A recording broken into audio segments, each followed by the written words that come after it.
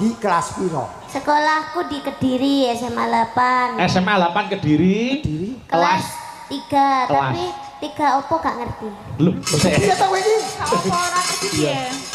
Piye kok IPA IPS kan dia lah ono IPA IPS sampe kayak saiki 3 apa? Ketinggalan IPS.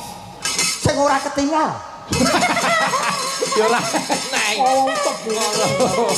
Tenangan kok. Ya wis iki kan. Dalah. Bakune muga-muga pendidikane kecekel, kariere ya saya cemerlang. Amin. Kaya Mbak Elsa niki. Nggih. Wis yo kasih dokter wi. Yo tetembangan sik.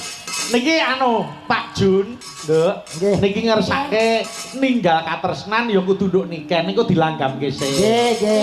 Kalih Mbah. Oh nggih, kalau Mbah anu to, Mbah Suparwan to.